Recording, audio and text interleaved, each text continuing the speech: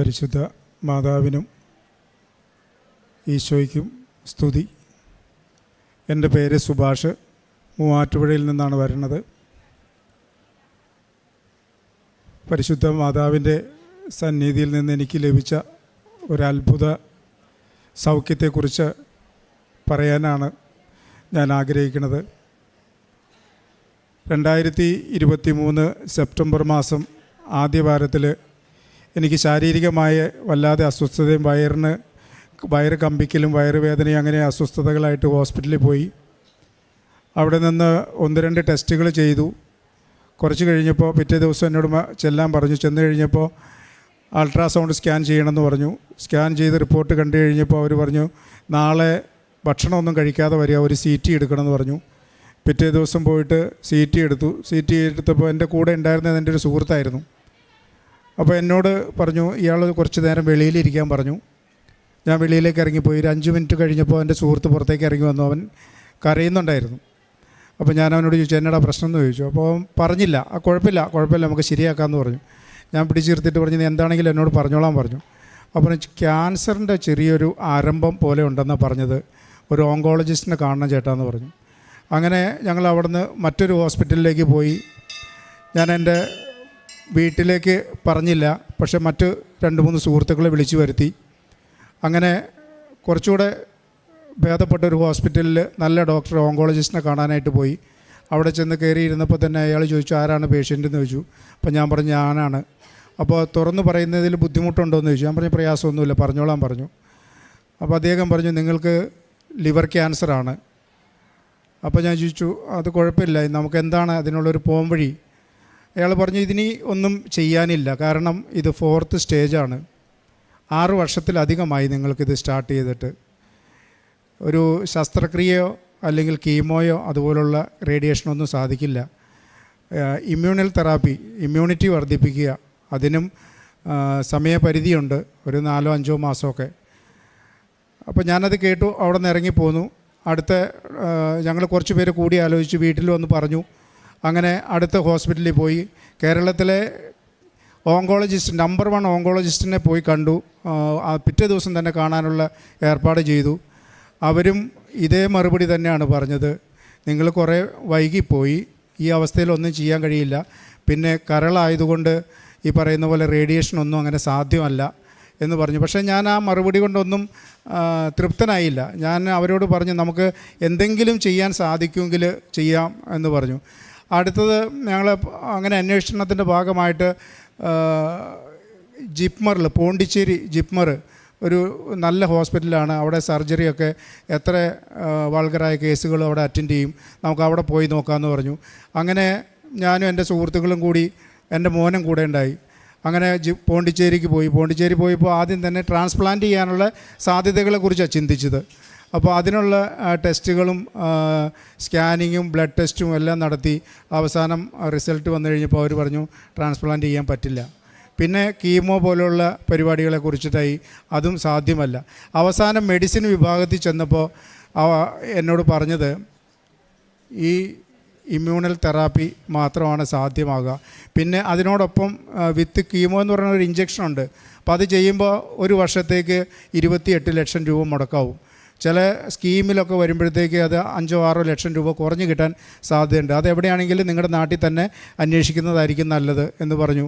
അപ്പോൾ വലിയ നിരാശയോടെ ഒരു ട്രീറ്റ്മെൻറ്റും കിട്ടുന്നില്ല എന്നുള്ളൊരവസ്ഥയിൽ തന്നെയാണ് ഞാൻ തിരിച്ചു പോരണത്. അപ്പോഴത്തേക്ക് എൻ്റെ ഒരു സുഹൃത്തുണ്ട്, അവൻ കാനഡയിലാണ് ഇപ്പോൾ. അവൻ എന്നെ വിളിച്ച് പറഞ്ഞിരുന്നു സുഭാഷേ, അപ്പോൾ ഓരോ ദിവസവും ഹോസ്പിറ്റലിൽ പോകുമ്പോൾ അവൻ അന്വേഷിക്കുന്നുണ്ട്. അപ്പോൾ വിവരങ്ങളൊക്കെ അറിഞ്ഞു കഴിഞ്ഞപ്പോൾ അവൻ പറഞ്ഞു അവർ പറഞ്ഞതൊന്നും നോക്കണ്ട, നീ ഒരു കാര്യം ചെയ്യ്, ഇവിടെ ആലപ്പുഴയിൽ കൃപാസനത്തിലൊന്ന് പോയി നോക്ക്, നിനക്ക് വിശ്വാസം ഉണ്ടോ എന്ന് എനിക്കറിയില്ല, എങ്കിലും നീ പൊക്കോ, നിനക്ക് വയ്യായെങ്കിലും ഭാര്യേനെ പറഞ്ഞയച്ചാൽ മതി എന്ന് പറഞ്ഞു. അതിൻ്റെ ശേഷം എൻ്റെ സുഹൃത്തിൻ്റെ ഭാര്യ എൻ്റെ ഭാര്യേനെ വിളിക്കണ്ടായി. അപ്പോൾ ഓഗസ്റ്റ് 23-ാം തീയതി എൻ്റെ ഭാര്യ ഇവിടെ വന്ന് ഉടമ്പടി എടുത്ത് തിരിച്ചു വന്നു. അവളുടെ ചേട്ടത്തിയുടെ മകനും ഭാര്യയും കൂടെ ഇവിടെ വന്നത്. ഞാൻ മറ്റ് ചികിത്സകളൊന്നുമില്ല, ഒരു ടാബ്ലറ്റുണ്ട്, അത് മാത്രമേ ഉള്ളൂ. അത് ഇമ്മ്യൂണൽ തെറാപ്പിയാണ്, ഇമ്മ്യൂണിറ്റി വർദ്ധിപ്പിക്കുക എന്ന് മാത്രമേ ഉള്ളൂ. അങ്ങനെ ഒരു 1-2 ആഴ്ച വീട്ടിലിരുന്നപ്പോഴത്തേക്ക് എൻ്റെ ശരീരമൊക്കെ വല്ലാതെ ക്ഷീണിച്ചു. മുഖമൊക്കെ ഒരു വയലറ്റ് കളറായി. എനിക്ക് എണിച്ച് നടക്കാൻ പറ്റില്ല, ഭക്ഷണം കഴിക്കാൻ പറ്റണില്ല, കിടന്നാൽ ഉറക്കം വരില്ല, കിടക്കാൻ പറ്റില്ല, വയറ് ചില സമയത്ത് വല്ലാതെ വേദന. ഒരു ദിവസം രാത്രിയിൽ കിടക്കാൻ നേരത്താന്ന് തോന്നുന്നു, ഭാര്യ എന്നോട് പെട്ടെന്ന് പറഞ്ഞു, നമുക്ക് നാളെ കൃപാസനത്തിൽ ഒന്ന് പോയാലോ എന്ന് ചോദിച്ചു. അപ്പം എനിക്ക് വേറെ ഒന്നും ചെയ്യാനില്ല. ഞാൻ പറഞ്ഞു എന്ത് വേണമെങ്കിലും ആവാം, അങ്ങനെ ആയിക്കോട്ടെ എന്ന് പറഞ്ഞു. എൻ്റെ ഒരു ചങ്ങാതിയെ വിളിച്ചിട്ട് പറഞ്ഞു, ഇടാ നാളെ ഇങ്ങനെ ആലപ്പുഴയ്ക്കൊന്ന് പോകണം, രാവിലെ വണ്ടിയായിട്ട് വരാൻ പറഞ്ഞു. അവനൊരു 4 മണി ആയപ്പോഴത്തേക്ക് എൻ്റെ വീട്ടിൽ കാറും കൊണ്ട് വന്നു. ഞാനും ഭാര്യയും എൻ്റെ 2 മക്കളും അവനും കൂടെ അവിടെ നിന്ന് പോന്നു. കാറിലേക്ക് കയറുമ്പോഴത്തേക്ക് എനിക്ക് എണിച്ചിട്ടിങ്ങനെ നടക്കാൻ പറ്റണ്ടായില്ല. സീറ്റിലിരുന്നപ്പോൾ എനിക്ക് വല്ലാത്ത അസ്വസ്ഥത. ഒരു 1-2 കിലോമീറ്റർ അങ്ങ് നീങ്ങിയപ്പോഴത്തേക്ക് ശ്വാസം പോലും പോണില്ല. അപ്പോൾ ഞാൻ ചുമ്മാ തമാശയ്ക്ക് പറഞ്ഞു, ഇത് അവിടം വരെ എത്തണ ലക്ഷണം കാണുന്നില്ലടാ എന്ന് പറഞ്ഞു. എങ്ങനെയോ പിന്നെ ഞാനങ്ങ് മയങ്ങിപ്പോയി.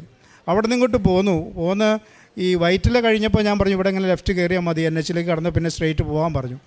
കുറേ കഴിഞ്ഞപ്പോൾ എന്തോ വണ്ടിയിൽ നിന്നൊരു ഒച്ച കേട്ടു. ഞാനും പെട്ടെന്ന് എണിച്ചു ഇപ്പോൾ ഇവളോട് ചോദിച്ചു, എന്താ കേട്ടെ? ഈശോ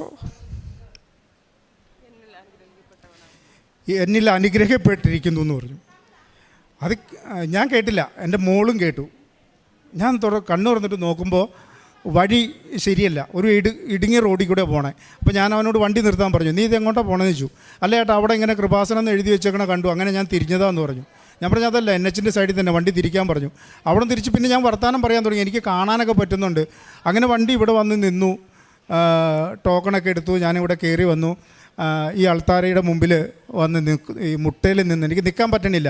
അപ്പോൾ ഒരു സിസ്റ്റർ എൻ്റെ കയ്യിലിരിക്കുന്ന ആ പച്ച കാർഡ് കണ്ടിട്ടാന്ന് തോന്നുന്നു, പിടിച്ചവിടെ സ്റ്റെപ്പിൻ്റെ അവിടെ കൊണ്ടുപോയിരുത്തി. അവിടെ ഇരുന്ന് അച്ഛൻ കുരിശുരൂപം എൻ്റെ തലയിൽ വെച്ച് പ്രാർത്ഥിച്ചു.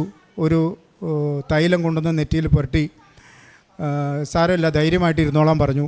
അങ്ങനെ ഞങ്ങൾ പോയി. ഇവിടുന്ന് ഇറങ്ങുമ്പോഴത്തേക്ക് എനിക്കെന്തോ എന്താ അറിയില്ല, ഭയങ്കര ഒരു ആത്മവിശ്വാസം, ഉണർവ് കിട്ടി. എനിക്ക് വിശപ്പൊന്നും ഇല്ലാത്ത ഞാൻ ആ കഞ്ഞിക്കട പോയിട്ട് ഞാൻ എൻ്റെ കൂട്ടുകാർ, ഇവരാരും ഇറങ്ങിയിട്ടില്ല, ഞാൻ എൻ്റെ കൂട്ടുകാരനോട് പറഞ്ഞു എനിക്ക് വിശക്കുക, കഞ്ഞി കുടിക്കണമെന്ന് പറഞ്ഞു. ആ കഞ്ഞിക്കട പോയി കഞ്ഞി വാങ്ങിച്ച് കുടിച്ചു അവിടെ ഇരുന്നു. കുറേ കഴിഞ്ഞപ്പോൾ ഭാര്യയും മക്കളും ഇറങ്ങി വന്നു. അവർ സഞ്ചിയിൽ എന്തൊക്കെയോ ഉണ്ട്, അവരെ കൂട്ടി ഞാൻ വീട്ടിലേക്ക് പോയി. പക്ഷേ പിറ്റേ ദിവസം മുതൽ എൻ്റെ ജീവിതത്തിന് ഒരു അടുക്കും ചിട്ടയും. രാവിലെ എണിക്കും ഞാൻ, വയ്യാതെ കിടക്കലൊന്നുമില്ല, 5:30 ആകുമ്പോഴത്തേക്ക് എണിക്കും. ഞങ്ങളെല്ലാവരും ഒരുമിച്ചിരുന്ന് പ്രാർത്ഥിക്കും. ഞങ്ങളുടെ 2 അമ്മമാരും ഉണ്ട് ഞങ്ങളോടൊപ്പം. അപ്പോൾ എൻ്റെ അമ്മയ്ക്കൊരു ഇച്ചിരി ഞങ്ങളുടെ വിശ്വാസം കൂടി, ഞങ്ങൾ ക്രൈസ്തവരല്ല, വിശ്വാസം കൂടുതലാണ്. അപ്പോൾ ഷൈലയ്ക്ക് പേടിയുണ്ടായിരുന്നു അമ്മേനെ ഈ കുരിശ് വരപ്പിക്കാനൊക്കെ. പക്ഷേ അമ്മയും വന്നിരിക്കും, ഞങ്ങൾ ഒരുമിച്ചിരുന്ന് പ്രാർത്ഥിക്കും. ഞാൻ 5 മണിക്ക് തന്നെ പ്രാർത്ഥന കഴിഞ്ഞാൽ അപ്പോൾ തന്നെ ഇവൾ കുറച്ച് ചൂടുവെള്ളം തരും. ഞാൻ ഈ ചൂടുവെള്ളം മേടിച്ച് കുടിച്ചിട്ട് അപ്പോൾ തന്നെ നടക്കാൻ പോകുമ്പോൾ ഞാൻ ഈ വിശ്വാസ പ്രമാണം ചൊല്ലിക്കൊണ്ടാണ് പോയിക്കൊണ്ടിരുന്നത്, കൊന്ത ചൊല്ലിക്കൊണ്ട് പോയിക്കൊണ്ടിരുന്നു. ആദ്യം 2 ദിവസം മോൻ എൻ്റെ കൂടെ നടക്കാൻ വന്നു. ഒരു 1.5 കിലോമീറ്റർ 2 കിലോമീറ്ററേ വന്നുള്ളൂ. അത് കഴിഞ്ഞിട്ട് തിരിച്ചു പോന്നു. പിന്നെ ഇപ്പോൾ ഞാൻ തന്നെ ഒരു 5 കിലോമീറ്ററോളം നടക്കും. ഇപ്പോൾ 5 കിലോമീറ്റർ നടന്ന് വീട്ടിൽ വരും. വീട്ടിൽ വന്നിട്ട് പിന്നെ ബ്രേക്ക്ഫാസ്റ്റൊക്കെ കഴിക്കൽ. ഈ അടുത്ത പ്രാവശ്യം 1 മാസം കഴിഞ്ഞപ്പോൾ ഞാൻ വന്നു. അപ്പോഴത്തേക്ക് പത്രം ഉണ്ടായിരുന്നു. എനിക്കങ്ങ് ദൂരേട്ടൊന്നും പോകാനുള്ള ബുദ്ധിമുട്ട് കാരണം മോൻ പോയിട്ട് പത്രം കൊടുക്കും. അവൻ കൊടുക്കുമ്പോൾ പ്രത്യേകം അവൻ പറയും, ഈ അച്ഛൻ പറഞ്ഞേക്കണേ എവിടെയെങ്കിലും കൊണ്ടുപോയി ചുമ്മാ ഇട്ടിട്ട് പോരായിരുന്നാണ് പറഞ്ഞേക്കണേ. അവൻ പറഞ്ഞത് എൻ്റെ അച്ഛന് സുഖമില്ല, ലിവർ ക്യാൻസറാണ്, അതിൻ്റെ ചികിത്സയുടെ ഭാഗമായിട്ടാണ് ചേട്ടാ ഈ പത്രം വിതരണം ചെയ്യണത്. പല മുതിർന്ന ആളുകളും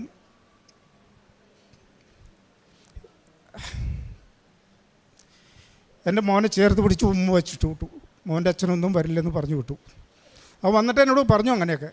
എന്തോ എനിക്ക് വല്ലാതെ ആത്മവിശ്വാസം വർദ്ധിച്ചു. വേറെ ഒരു ചികിത്സയില്ല. ആ ടാബ്ലറ്റ് ഞാനിപ്പോഴും കഴിക്കുന്നുണ്ട്. 30 ദിവസം കഴിഞ്ഞ് വീണ്ടും ഞാനിവിടെ വന്നു. ഇവിടെ വന്ന് അൾത്താരയുടെ മുമ്പിൽ മുട്ടയിൽ നിന്ന് ഞാൻ മാതാവിനോട് ഈശോയോടും മനസ്സുരുക്കി പ്രാർത്ഥിച്ചു. അച്ഛൻ എൻ്റെ തലയിൽ കൈവച്ച് പ്രാർത്ഥിക്കുമ്പോൾ ഞാൻ വല്ലാതെ വിറയ്ക്കുന്നുണ്ടായിരുന്നു. അച്ഛൻ ഒന്നുകൂടെ തിരിച്ചു പോയിട്ട് എൻ്റെ റിപ്പോർട്ടുകൾ നോക്കിയിട്ട് ഈ മാതാവിൻ്റെ രൂപത്തിൻ്റെ അവിടെ നിന്നൊരു സ്റ്റീലിൻ്റെ ഡപ്പയിൽ എന്തോ ഒന്ന് കയ്യിലെടുത്തു കൊണ്ടുവന്നു. എൻ്റെ ഷർട്ടിൻ്റെ ഉള്ളിലൂടെ കൈയിട്ടിട്ട് എനിക്കിവിടെ ശരിക്കും വേദന എടുക്കും. ആ സമയത്ത് ഞാൻ ഈ മുട്ടയിൽ നിന്നിട്ടാന്ന് തോന്നുന്നു, ഈ കൂമ്പിൻ്റെ തൊട്ട് താഴെയായിട്ട് ആ കൃത്യം അവിടെ തന്നെ അച്ഛൻ പിടിച്ചിട്ട് 2-3 വട്ടം ഇങ്ങനെ കൈ കറക്കിയിട്ട് പറഞ്ഞു, 41 ദിവസം കഴിയുമ്പോൾ വന്ന് സാക്ഷ്യം പറയണം. അമ്മ പറഞ്ഞിട്ടുണ്ടെന്നാണോ അമ്മയോട് ഞാൻ പറഞ്ഞിട്ടുണ്ടെന്നാണോ പറഞ്ഞതെന്ന് എനിക്കറിയില്ല. അമ്മ പറഞ്ഞിട്ടുണ്ടെന്ന് പറഞ്ഞു. എനിക്ക് അതോടെ കേട്ടപ്പോൾ ധൈര്യമായി. 41 ദിവസവും കൂടെ ജീവിതം നീട്ടി കിട്ടുക. ഞാൻ ഇവിടുന്ന് ഇറങ്ങിയപ്പോൾ തന്നെ ഭാര്യയോട് പറഞ്ഞു, ഇങ്ങനെ പറഞ്ഞിട്ടുണ്ട് എന്ന് പറഞ്ഞു. ഞങ്ങൾ സന്തോഷമായിട്ട് പോയി. ഈ 41 ദിവസം കൊണ്ട് ഞങ്ങൾ ഞങ്ങളുടെ കയ്യിലുണ്ടായിരുന്ന പത്രങ്ങളെല്ലാം വിതരണം ചെയ്തു. അവിടെ ഒരു 10-20 അമ്മമാരെ താമസിപ്പിക്കുന്ന ഒരു കോൺവെൻ്റുണ്ട്. അവിടെ പോയി അവർക്ക് കുറച്ച് അരിയും പച്ചക്കറി സാധനങ്ങളൊക്കെ വാങ്ങിക്കൊടുത്തു. അതുപോലെ ഞങ്ങൾ കണ്ടുമുട്ടുന്ന ആളുകളോടൊക്കെ വലിയ തരത്തിലുള്ള ഒരു എനിക്കറിയില്ല, ഞാൻ മനഃപൂർവ്വം സ്നേഹിക്കണമെന്നല്ല, എനിക്കങ്ങനെ ഈ ബുദ്ധിമുട്ടുള്ള ആളുകളെ കാണുമ്പോൾ അറിയാതെ എൻ്റെ ഉള്ളിൽ നിന്നൊരു അനുകമ്പ കടന്നു വരിക. ഞാൻ അവരോട് ചുമ്മാ വിശേഷമെങ്കിലും ചോദിക്കും, കൊടുക്കാനൊന്നുമില്ലെങ്കിൽ ഒന്നും കൊടുക്കാറുമില്ല. അപ്പോൾ ഈ അച്ഛൻ പറഞ്ഞ 41 ദിവസം എന്ന് പറയുന്നത് ഈ ഫെബ്രുവരി 7-ാം തീയതി ആയിരുന്നു. അപ്പോൾ 9-ാം തീയതി എന്നോട് ഹോസ്പിറ്റലിൽ ചെല്ലാൻ പറഞ്ഞേക്കണേ. അപ്പോൾ അന്ന് ടെസ്റ്റുണ്ട്. അപ്പോൾ ഞാൻ ഇതും കൂടെ ഒന്ന് അറിഞ്ഞിട്ട് പോകാമെന്ന് വിചാരിച്ചിട്ട് 9-ാം തീയതി ഞാൻ സ്കാനിങ്ങിന് പോയി. സ്കാനിങ് ചെയ്തിട്ട് റിസൾട്ടിന് വന്നപ്പോൾ അവർ പറഞ്ഞു സ്കാനിങ് തെളിഞ്ഞിട്ടില്ല, ഒന്നോടെ ചെയ്യണമെന്ന് പറഞ്ഞു. അപ്പോൾ പിന്നെ ചെന്നപ്പോൾ പറഞ്ഞു അൾട്രാ അല്ല CT ആണെന്ന് പറഞ്ഞു. അത് കേട്ടപ്പോൾ എനിക്ക് പേടിയായി. ആദ്യം ഫസ്റ്റ് എനിക്ക് ഇത് ഡിക്ലെയർ ചെയ്തു ഇങ്ങനെ തന്നെയാണ്. എന്നിട്ട് CT ചെയ്ത് ഞാൻ വീട്ടിലേക്ക് വന്നു. 1 മണിക്കൂർ കഴിഞ്ഞപ്പോൾ അവർ വിളിച്ചു, ചേട്ടാ വീട്ടിലേക്ക് പോയോ എന്ന് ചോദിച്ചു. ഞാൻ പറഞ്ഞു പോയി എന്ന് പറഞ്ഞു. ചേട്ടാ ഒന്നും കൂടെ വരേണ്ട വരുമല്ലോ എന്ന് പറഞ്ഞു. എനിക്കത് കേട്ടപ്പോൾ വീണ്ടും പേടിയായി. എൻ്റെ വീട്ടിൽ നിന്ന് 10-20 കിലോമീറ്റർ പോകണം. അപ്പോൾ ഞാൻ പറഞ്ഞു ഞാൻ വീട്ടിലെത്തി, ഞാനിവിടെ DDRCയിൽ ബ്ലഡ് കൊടുക്കാനുണ്ട്, അതിനുവേണ്ടി വന്നതാണ്. അപ്പോൾ എന്നാൽ തിങ്കളാഴ്ച നിങ്ങൾ വാങ്ങാൻ വരില്ലേ, അപ്പം മതി, രാവിലെ ഒരു 10 മണിയാകുമ്പോൾ വന്നേക്കാൻ പറഞ്ഞു. രാവിലെ 10 മണിയായപ്പോൾ ഞാൻ ചെന്നപ്പോൾ തന്നെ സുഭാഷ് അല്ലെന്ന് വെച്ചു. അതേന്ന് പറഞ്ഞു. എന്നാൽ കയറി വരാൻ പറഞ്ഞാൽ അവർ ഒന്നും കൂടെ ശരിക്കും ഇവിടെ ഞെക്കി പീച്ചി ഈ സാധനം ഇട്ട് ഉരുട്ടി ടെസ്റ്റ് ചെയ്തു. കുറച്ച് കഴിഞ്ഞപ്പോൾ റിസൾട്ട് കഴിഞ്ഞു. പേടിക്കാനൊന്നുമില്ല കേട്ടോ എന്ന് പറഞ്ഞു. ഡോക്ടറെ അടുത്ത് കൊണ്ടു ചെന്നപ്പോൾ അവർ അത്ഭുതപ്പെട്ടു പോയി. എൻ്റെ ലിവറിൽ 8.6 mm വലിപ്പമുള്ള ഒരു മുഴയും 6.5 mm വലിപ്പമുള്ള ഒരു മുഴയും 2 മുഴകളുണ്ടായിരുന്നു. ഈ 41-ാമത്തെ ദിവസം കഴിഞ്ഞിട്ട് ഞാൻ സ്കാൻ ചെയ്യുമ്പോൾ ഒരു മുഴ അവിടെ ഇല്ല. ആ സംശയം തീർക്കാനാണ് അവരെന്നെ CTക്ക് വിട്ടത്. CTയിലും കാണണില്ല. അതുകൊണ്ട് രണ്ടാമത് വിളിച്ചു. ഉണ്ടായിരുന്ന ഒരു സാധനം ഇല്ലെന്ന് പറയാൻ അവർക്ക് മടി, കാരണം തെറ്റായി പോയെങ്കിലോ എന്ന് വിചാരിച്ചിട്ട്. വീണ്ടും തിങ്കളാഴ്ച രാവിലെ ഞാൻ ചെന്നപ്പോൾ ഒന്നോടെ പരിശോധിച്ച് പറഞ്ഞു, ചേട്ടാ ഇങ്ങനെ ഒരു 6.5 mm വലിപ്പമുള്ളൊരു മുഴ കാണിക്കുന്നുണ്ട്, അത് സ്കാനിങ്ങിൽ കിട്ടുന്നില്ല, അതൊന്ന് ക്ലിയർ ചെയ്യാൻ വേണ്ടി ചേട്ടനോട് വീണ്ടും വരാൻ പറഞ്ഞത്. അതില്ല എന്ന് ഞങ്ങൾ ഉറപ്പിച്ചു. പിന്നെ 8.5 ഉണ്ടായിരുന്ന മുഴ 3.5 ആയിട്ട് ചുരുങ്ങിയിട്ടുണ്ട്. ഞാൻ ഇവിടെ വരുമ്പോൾ എൻ്റെ AFP count, alpha protein count എന്ന് പറയും, ഈ ക്യാൻസർ രോഗികളുടെ ബ്ലഡിലുള്ളൊരു സാധനമാണ്, 41,000 ആയിരുന്നു. ഈ കഴിഞ്ഞ മാസം ഞങ്ങൾ ടെസ്റ്റ് ചെയ്യുമ്പോൾ 374 ചുരുങ്ങി. 5 മുതൽ 10 വരെയാണ് നോർമൽ സ്റ്റേജ്. ഈ മാസം നോക്കിയിട്ടില്ല. അടുത്ത മാസം, അതായത് മാർച്ച് 11-ാം തീയതി ചെല്ലുമ്പോൾ ഈ കൗണ്ടും കൂടെ നോക്കിയിട്ട് വരാൻ പറഞ്ഞിട്ടുണ്ട്. കേട്ടവരും കണ്ടവരും അതിനേക്കാൾ ഉപരി ഞാനും ഈ അത്ഭുതത്തെ ഓർത്ത് ഇന്ന് വല്ലാതെ നന്ദിയുള്ളവനായിരിക്കുന്നു. എന്താ പറയേണ്ടതെന്ന് എനിക്കറിയില്ല. ശരിക്കും മരണഭയത്തോടെ കിടന്നുറങ്ങിയ നാളുകളായിരുന്നു എൻ്റേത്. ഇന്നെനിക്ക് മരണഭയമില്ല. ഞാൻ എൻ്റെ മോനെ വിളിച്ച് അടുത്ത് കിടത്തിയിട്ടുണ്ട് ഈ കഴിഞ്ഞ ദിവസങ്ങളിലൊക്കെ. കാരണം എത്ര ദിവസം മക്കളെ തൊട്ടുരുമി നിൽക്കാൻ പറ്റുമെന്നുള്ള ഉറപ്പില്ലാത്തതുകൊണ്ട്. പക്ഷേ ഇന്നെനിക്ക് ആ ഭയം പോയി. ഇന്ന് പ്രാർത്ഥിക്കാൻ പറ്റുന്നുണ്ട്. ആ പ്രാർത്ഥനയിൽ എനിക്ക് വലിയ ശക്തി കിട്ടുന്നുണ്ട്, ധൈര്യം കിട്ടുന്നുണ്ട്. എൻ്റെ മക്കൾ എന്നെ മോട്ടിവേറ്റ് ചെയ്യുന്ന രീതിയിലേക്ക് വളർന്നിട്ടുണ്ട്. ആ കൂട്ടായ പ്രാർത്ഥന, എൻ്റെ മോനും മോളും അമ്മമാരും ഷൈലും ഭാര്യയും ഒരുമിച്ചിരുന്ന് ഞങ്ങൾ പ്രാർത്ഥിക്കണം. ആ പ്രാർത്ഥിക്കുമ്പോൾ കിട്ടുന്ന ഒരു ആത്മവിശ്വാസം അത് വളരെ വലുതാണ്.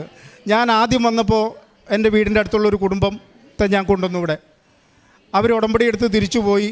അവന് 10 വയസ്സ് മുതൽ, ഞാൻ അവൻ്റെ രഹസ്യങ്ങളൊന്നും പറയണില്ല, ഷുഗർ പേഷ്യൻ്റാണ്. കിഡ്നിയൊക്കെ പോയിട്ട് ക്രിയാറ്റിൻ്റെ അളവ് ഭയങ്കരമായിട്ട് കൂടുതലാണ്. ഈ കഴിഞ്ഞ ദിവസം ഞാൻ കണ്ടപ്പോൾ ചോദിച്ചു എങ്ങനെയുണ്ടെന്ന് ചോദിച്ചു. 1.5 ആണ് അവൻ്റെ ക്രിയാറ്റിൻ. Same medicine. ഇന്ന് ഞാൻ വരുമ്പോഴും, ഞാനീ നടക്കാൻ പോകുന്ന വഴിക്ക് ഇങ്ങനെ കാണുന്ന ആളുകളോട് പറയാറുണ്ട്. ഞാനീ നടക്കാൻ പോകുന്ന വഴിക്ക് ഉള്ള മറ്റൊരു ചങ്ങാതിയാണ്. അവനെ കണ്ടപ്പോൾ ഞാൻ പറയടാ, ബുദ്ധിമുട്ടാണ്, രോഗത്തിന് ശമനമൊന്നുമില്ലെങ്കിൽ ഞാനിങ്ങനെ അടുത്ത ദിവസം കൃപാസനത്തിൽ പോകുന്നുണ്ട്, നീ പോരേന്ന് പറഞ്ഞു. അപ്പോൾ അവൻ്റെ ഭാര്യ എൻ്റെ കൂടെ അയച്ചിട്ടുണ്ട്. അവരിന്ന് ഉടമ്പടി എടുത്തിട്ടുണ്ട്. അങ്ങനെ എനിക്ക് പറയാൻ കഴിയുന്ന, എനിക്ക് ചെയ്യാൻ കഴിയുന്ന ആളുകളോട് വെറുതെ പറയല്ല. എന്നോട് ചോദിച്ചു ഇപ്പം എങ്ങനെയുണ്ട് മോനെ. അവർ വളരെ എന്താ പറയണേ, അനുകമ്പയോടുകൂടി ദയയോട് കൂടിയിട്ടൊക്കെ ചോദിക്കണേ. ഇപ്പം എങ്ങനെയുണ്ട്? ഞാൻ വളരെ ഹാപ്പി ആയിട്ട് ഒരു കുഴപ്പമില്ല, സുഖമാണ്, സന്തോഷമായിട്ടിരിക്കണു.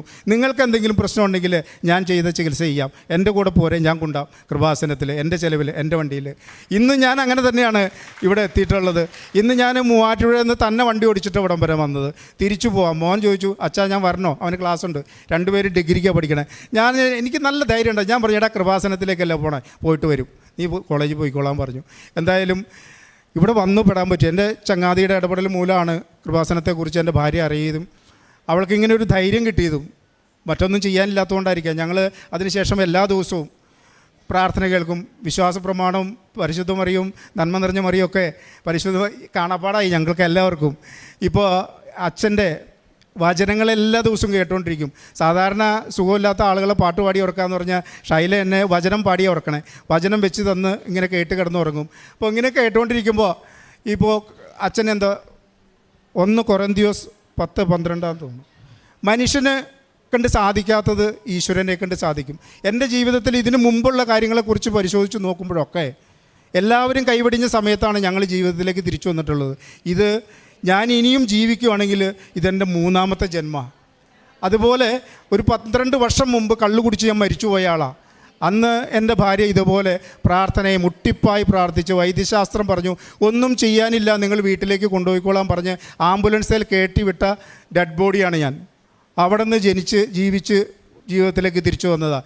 അന്ന് തൊടുപുഴയിലുള്ള പ്രത്യാശ എന്ന് പറഞ്ഞ ഒരു സ്ഥാപനത്തിൽ പോയിട്ട് ചികിത്സ എടുത്താൽ അവിടെയും ഒരു അൾത്താരയുണ്ട്, ഒരു ഗിരോട്ടോയുണ്ട് മാതാവിൻ്റെ. അവിടെ മുട്ടിപ്പായി പ്രാർത്ഥിച്ചിട്ടാണ്. പക്ഷേ എത്രത്തോളം ഞാനത് ഫോളോ ചെയ്തു എന്നുള്ള കാര്യത്തിന് എനിക്ക് സംശയമുണ്ട്.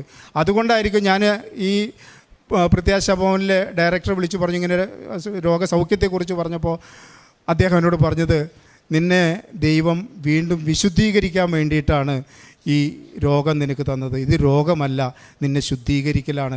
നീ ധൈര്യമായിട്ടിരിക്കാൻ, നന്ദിയുള്ളവനായിട്ടിരിക്കാൻ പറഞ്ഞു. ഞാൻ ഇന്ന് ആ വഴികളെ അതിലൂടെ തന്നെ മുന്നോട്ട് പോകാനായിട്ട് ആഗ്രഹിക്കുന്നു.